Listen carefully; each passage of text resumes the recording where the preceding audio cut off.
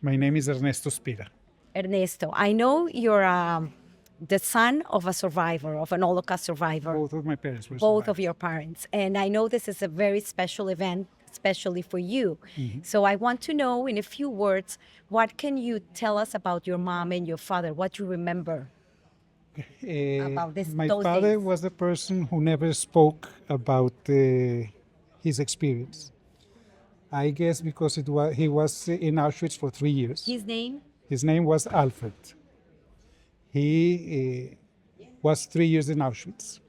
He was what they call a Sonderkommando. Those were the Jews that had to deal with the newcomers, uh, take their clothes away, guide most of them to the uh, gas chambers, and usually they were killed by the Germans after a few months because they wanted to leave no witnesses.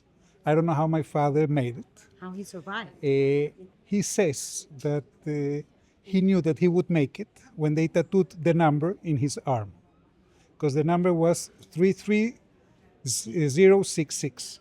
If you add that, it's 18, high. Wow. Pure luck, but that gave him hope to live. Okay, and he even survived the death march. He never talked about his experiences, but he was also a very quiet person. Let's say my sister and I never heard a loving phrase from him.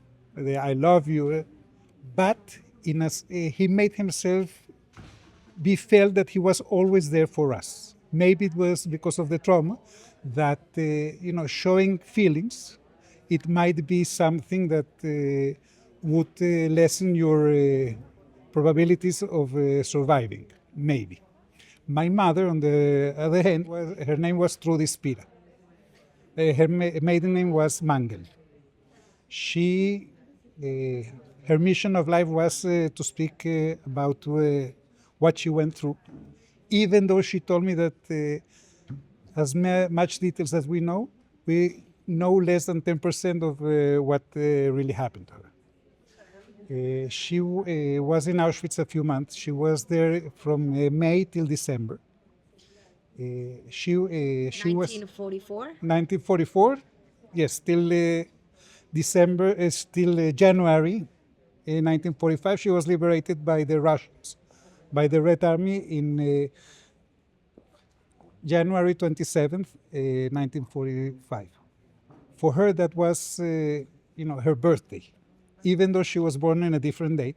But for her, it was her birthday, and she passed away in Caracas, the 27th of January, 2014. The same date she was liberated, the same date she celebrated as her birthday.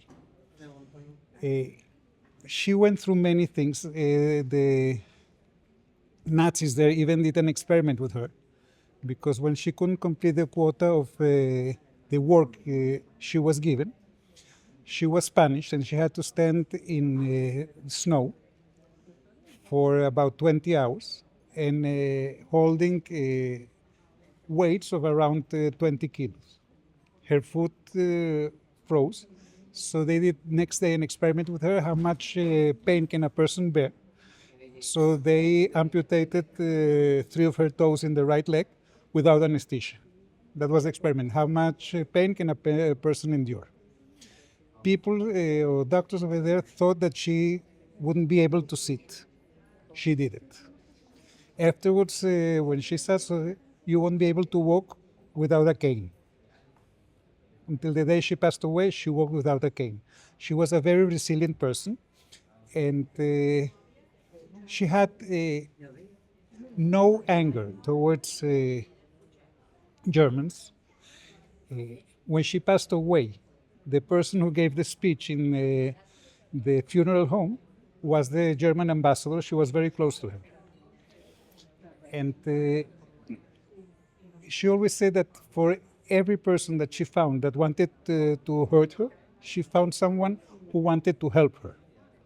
And as I said a few moments ago, there was this a ranger. Okay, a ranger, yes, in the forest.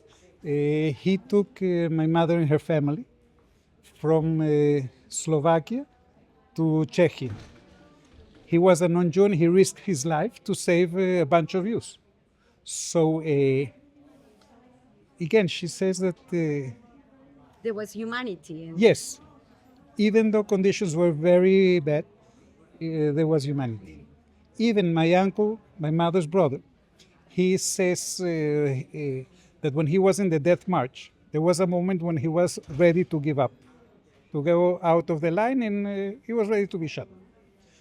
And SS, a German soldier, came to him, gave him coffee, and even gave him his ear protectors for the cold, as for him to make it and to survive. He said, I never saw him again. But an SS helping a Jew wasn't something that was heard of. Never heard of. And but it happened. it happened. So And how your parents, how they met, and Okay. how they managed, just in a few words, how Okay. they managed coming with, your father Okay. didn't want to talk about it, and your mom, actually, she was Okay. every day like trying to tell the story.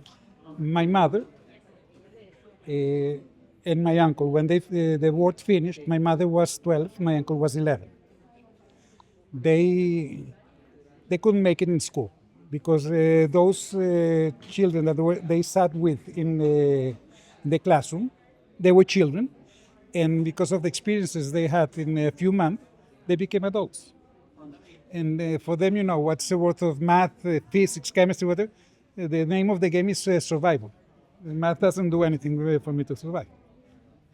My grandmother, realizing what went on, so she managed to send them with a group of orphans to Ireland. From Ireland, they went to London.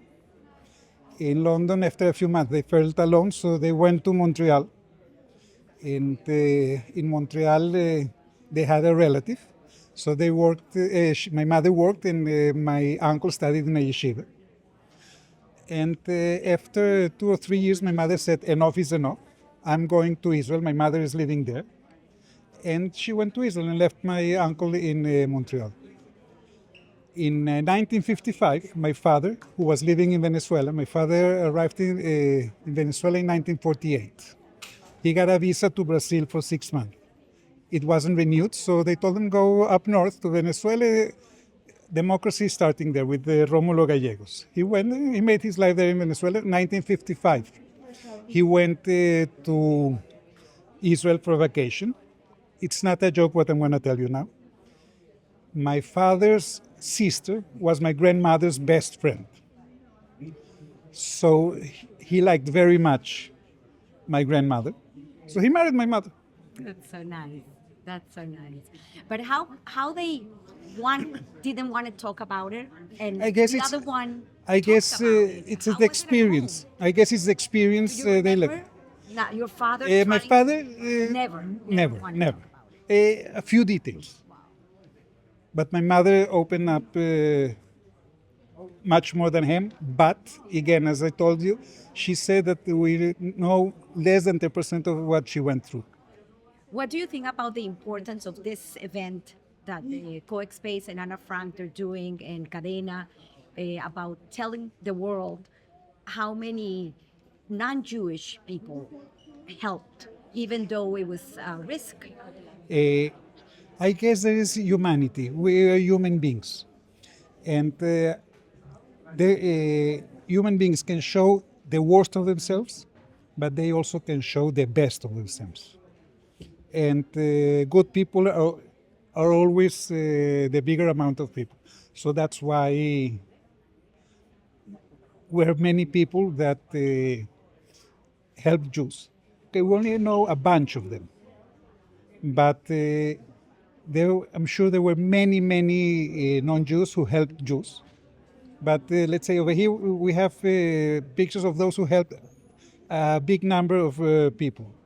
There were those who helped one or two, even a family, that are not known. It doesn't mean that they didn't exist. They were there and they were there for us. What can you tell people that they don't know about what's what going in the war, and they don't know about these things, and you see all the outrage there, and all the hate and all the misinformation. So what you can say to this young, especially the young, that they go to the university and we think they're educated, and they still don't realize it, how much worse they doing to the humanity without knowing and finding out the truth. History has proved that we're the canaries of a mine. Okay, in a mine, the miners bring canaries. If there is a gas leak, the canary faints and eventually dies. So they know there's a gas leak, they go out. We're the canaries of humanity. It starts with us. It never ends with us. We're the first step. They go against black Americans or black people, then they go against gay people, they go against trans people. You know when it starts, you never know when it ends. So people should know that it's very, very important to accept the people the way they are and to inform us, not to take something that you were told for granted. There are two sides to each story, so you should learn or read about the two sides, and then you make up your mind.